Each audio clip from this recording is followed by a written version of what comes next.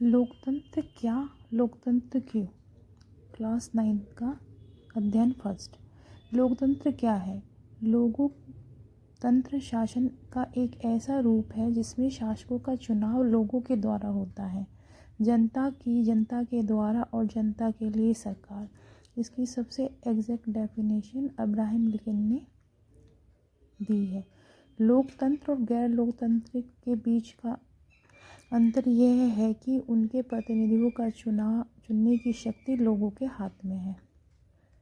उदाहरण, चीन अपने को लोकतांत्रिक देश मानता है। क्या वह वास्तव में लोकतांत्रिक देश है?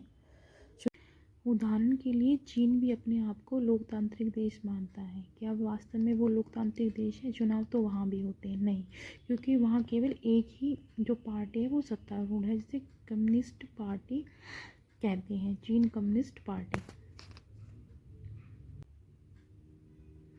जिसे साम्यवादी पार्टी के नाम से भी जाना जाता है, जिसके नेता है शी जिनपिंग। लोकतांत्रिक देशों को समझने के लिए उसकी विशेषताओं को समझना ज़रूरी है, जिससे हम निर्णय कर सकें कि कौन सा देश वास्तव में लोकतांत्रिक है या नहीं। लोकतंत्र की विशेषताएं।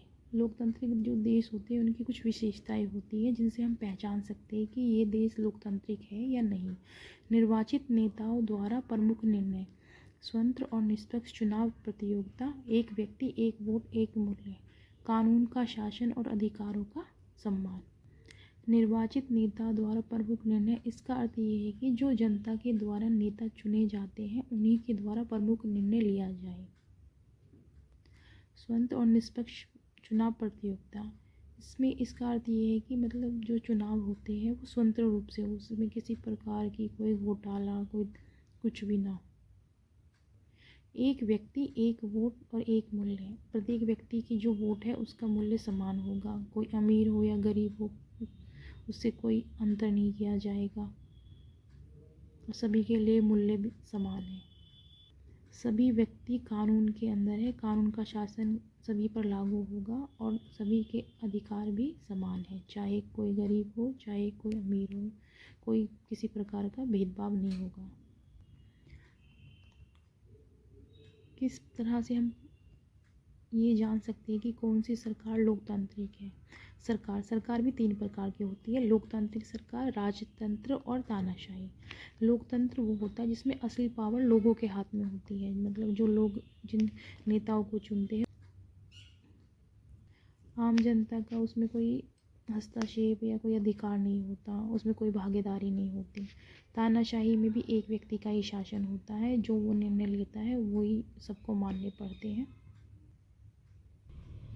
अब हम उदाहरण के तौर पे देखेंगे गैर लोकतांत्रिक सरकार के उदाहरण। म्यांमार में सैनिक नियंत्रण शासक बन जाते हैं और यहाँ के लोगों को अपना प्रतिनिधि चुनने का कोई भूमिका नहीं रहती। सऊदी अरब में प्रतिनिधि शाही परिवारों से हैं, यहाँ वह आधार है जिस पर वह राजा बनने के योग्य है।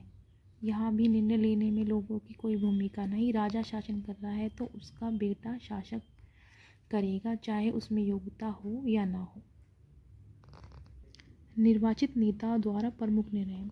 अक्टूबर 99 में पाकिस्तान जनरल परवेज मुशर्रफ ने सेना को नेतृत्व किया और एक लोकतांत्रिक सरकार को उखाड़ फेंका और खुद को मुख्य कार्यकारिणी घोषित कर दिया।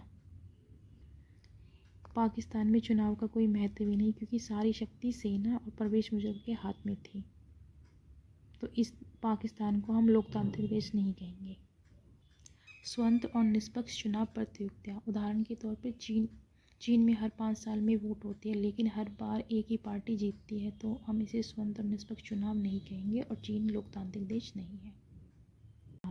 राजतंत्र